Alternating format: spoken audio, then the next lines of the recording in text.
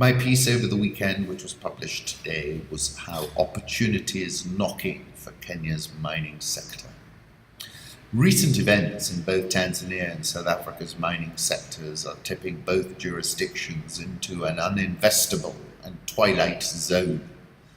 Tanzania's parliament passed the Written Laws Act. Its provisions include granting the government stakes of at least 16% in mining companies operating in the East African country, with the option to acquire up to 50%. The Tanzania Chamber of Minerals and Energy had warned in a submission to Parliament that the legislation would make Tanzania an unattractive destination for mining investment.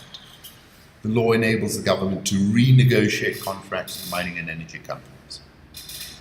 The proposed legislation isn't providing sufficient rights nor the framework shareholders and investors expect when investing in the exploration and production sector, the Oil and Gas Association of Tanzania said in a letter sent to lawmakers before they began debating the legislation. And this is important: sanctity of contracts, a competitive, stable fiscal framework, and international arbitration are a keystone to the investment decisions. The ASX, the Australian Stock Exchange, has basically asked listed companies with operations in Tanzania's mining sector to request a trading hold until the content of Tanzania's new legislation is better understood. Acacia Mining, the biggest gold producer in Tanzania, has seen its share price halve in 12 months. The Tanzanian mining sector, other than those like Acacia who are in situ, is now shuttered. There is no insane enough investor, I'm sure there are some, but at what kind of price, who would even contemplate an investment now.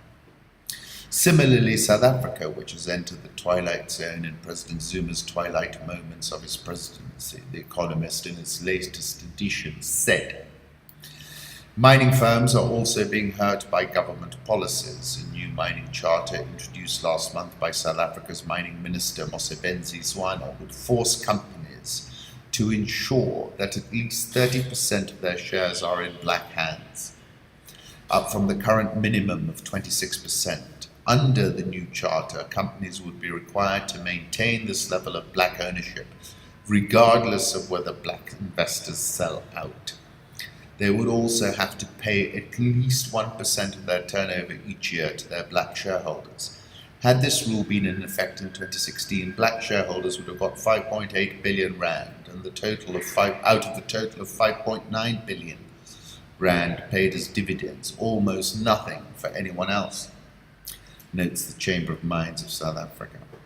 Therefore, this has now become, in my opinion, a unique open sesame moment for CS Dan Kazungu and Kenya's nascent mining sector. We need to shout from the rooftops, Kenya Mining Inc. is open for business, and we believe in the sanctity of contracts. It's as easy as that. In this political silly season, there's been plenty of fake news about the mining sector from all sorts. Base Titanium's Kwale mineral sands mine represents 60% of Kenya's mining sector.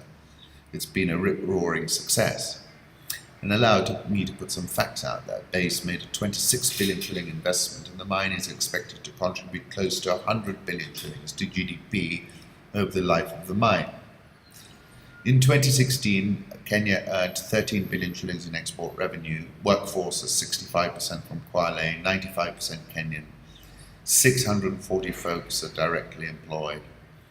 1,400 jobs indirectly. For every direct job, 4.3 additional jobs are supported in the wider economy.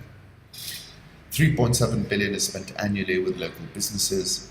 Significant investments have been made in community programs focused on livelihood development, health, community, infrastructure, and education. Currently, BASE is a program with over 1,000 local farmers involved in agriculture, focusing on cotton, potatoes, sorghum, cowpea. BASE has partnered with Kwale County Government for investment in health infrastructure, including medical centres, dispensaries, and the Kwale Blood Bank. There are over 950 beneficiaries from scholarship and bursary programs. BASE will hand legacy infrastructure like the berth at Likoni to Kenya Inc. at the end of the mine life. I am from the coast. Carpe was a dead economic zone. Please go take a look for yourself. if you were to look around the world, has not been as effective an intervention. Base is top of class. What Base has achieved in Kwale will be its calling card if it were to come calling in any other country in the world. Therefore, this is a unique moment for Kenya Inc. when it can leapfrog old mining jurisdictions like Tanzania and South Africa.